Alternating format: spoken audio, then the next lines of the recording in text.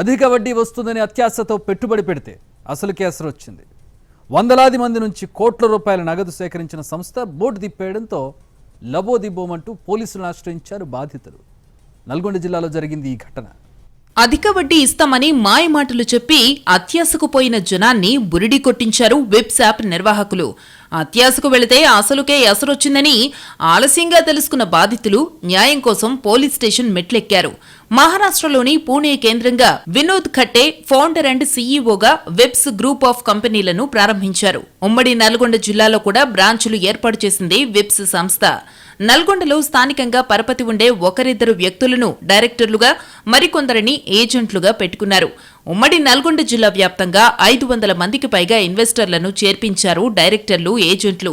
యాప్లో పెట్టుబడులు పెడితే మీ ఆస్తులు రెట్టింపవుతాయని నమ్మించారు. అంతకంతకు లాభాలొస్తే మీరెక్కడికో వెళ్లిపోతారని, అంతస్తులు మారిపోతాయని చెప్పుకొచ్చారు. డబ్బుంటే గౌరవం, మర్యాద, పరపతి పెరుగుతుందని కొత్త బంగారు లోకాన్ని కళ్లకు కట్టినట్టు చూపించారు.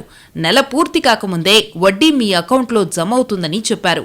45 రోజుల తర్వాత మీరు పెట్టిన పెట్టుబడి మొత్తం ఎప్పుడంటే అప్పుడు తీసుకోవచ్చని నమ్మించారు.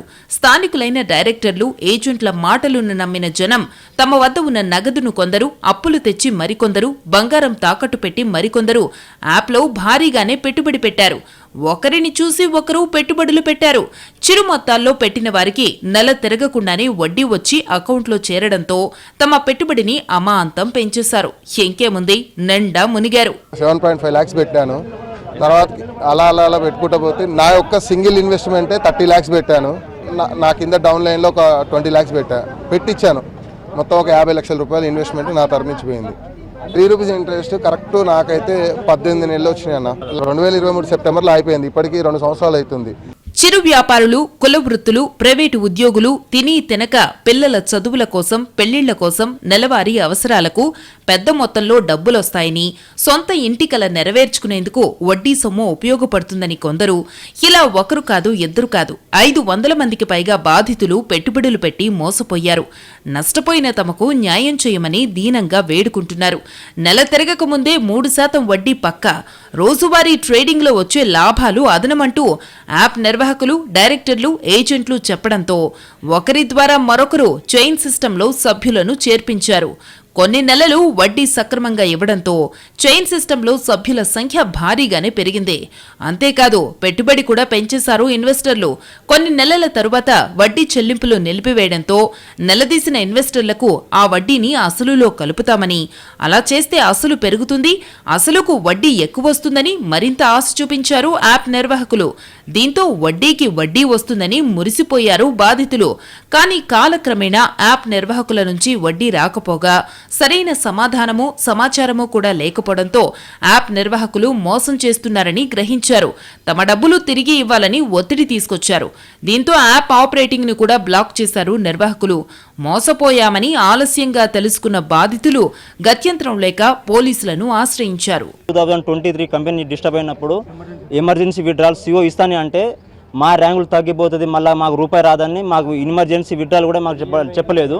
అప్పుడు కొంతమంది వాళ్ళ రిలేషన్ వాళ్ళ దగ్గర ఫ్రెండ్స్ వాళ్ళకు 120-30 కోట్ల వరకు వాళ్ళు తీసుకోవడం జరిగింది. సో ఇప్పుడేమో మా డబ్బులు మా అడిగితే మా లేనిపోని మీద మమ్మల్ని బెదిరించడం, లేనిపోని కేసు పెట్టడం జరుగుతుంది. బాధితుల విజ్ఞప్తి మేరకు పూణేలో ఉన్న యాప్ నిర్వాహకులను పోలీసులు సంప్రదించినట్టు తెలుస్తోంది.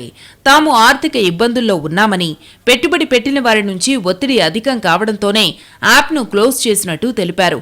2 ఏళ్లలో తమ ఆర్థిక ఇబ్బందులు తొలగిపోతాయని, ప్రస్తుతం ప్రతి ఒక్కరికి బాండ్ ఇస్తామని నమ్మించే ప్రయత్నం చేశారు యాప్ నిర్వాహకులు.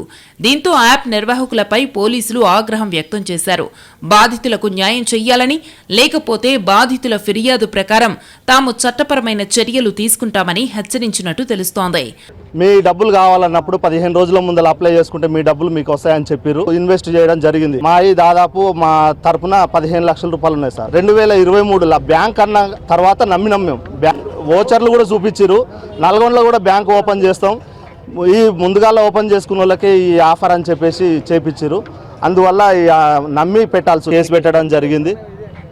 మా డబ్బులు మాకు అడిగితే వీళ్ళు మేము దుబాయ్ పోయి అడుకొస్తాం తీసుకొస్తాం ఇస్తామని చెప్పిన వాళ్ళు ఇలా లాస్ట్గా మా పైసలు నిలదీసి అడిగినందుకు మా డబ్బులు మాకు ఏమని అడిగినందుకు కేసు పెడుతురు. వెబ్స్ వాలెట్ సంస్థలు డబ్బులు పెట్టి నష్టపోయిన బాధితులు డబ్బులు తిరిగివ్వాలని డైరెక్టర్లను ఏజెంట్లపై ఒత్తిడి తీసుకొస్తున్నారు.